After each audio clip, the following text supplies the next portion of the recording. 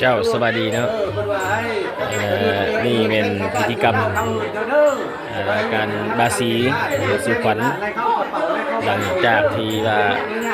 แม่เนาะได้เกิดลูกหรือว่าได้ออกไปกำเนาะอยู่กำคำเดือนแล้วเป็นกะทุกวันทุกขวัญเอิ้นขวัญฮักขวัญแม่ไม่เนาะในกะพาขวัญกะมีเท่ามีแก่มีอ้น้องหลายคนเนาะซึ่งเป็นกิจอาวุโสมาร่วมในพิธีครั้งนี้ทีนี้พระขวัญนี่ก็ตักลักก็ไก่ไข่แขนดอกไม้ตามที่ตามคลองไทยเนาะทีนั้นก็มีเงินนะส่วนไอ้น้องมาติดแขนของเงินหักน้องติดคอแขนแล้วเขาก็มาห่วงตุ้มต้อมหลังจากติดคอตัวแขนแล้ว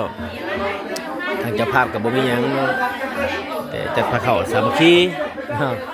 ประทานอาหารตามที่ได้ตามที่มีนะนี่เป็นข้าวผู้ไทยนะ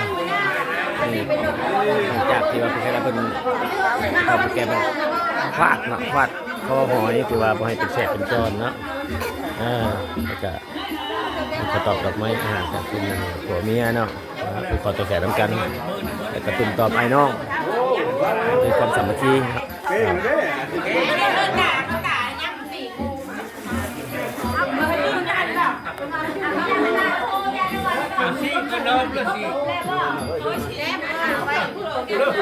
แกมแล้วนี่ที่เป็นช็อกการเป็นการเป็นการบ้านมาไม่จะเติมเขาเองทำไม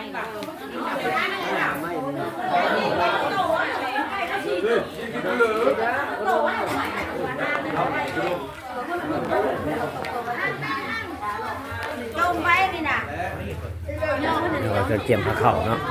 หลังจากเมียนตะขวัญแล้วก็เกี่ยมผ้าเข่าผ้าปลาตุกตุกไข่ไก่นี่อันนี้ขาดก็ได้เนาะไข่ไก่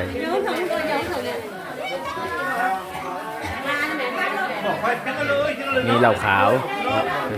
มีเหล้าขาว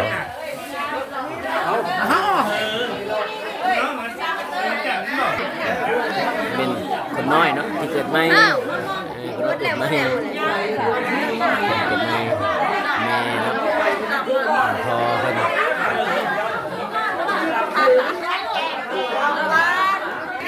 ี่ก็ไอ้น้องกำลังแต่งผ้าเข่าเนาะแต่ว่าจัดสรรผ้าเข่าผ้าปลาให้ไอ้น้องได้รับประทานอาหารอยู่ที่มาร่วมงานเนาะ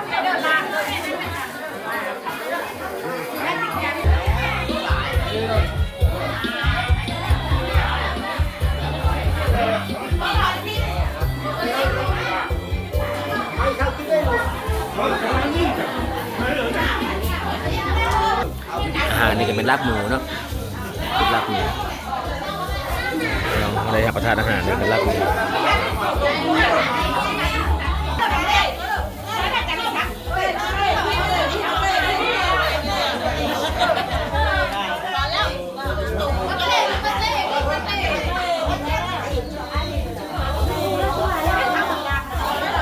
เจ้านี่เป็นที่มาวันนี้กำลังจะรับประทานอาหารแล้วก็เรียกลาไปเรียกงานของใครของมันมาตามธุรกรรมของใครของมันขอขอบใจเด้อดอกที่ติดตามแล้วก็เข้ามาชมขอดีๆแม่ทุกคนทำด้วย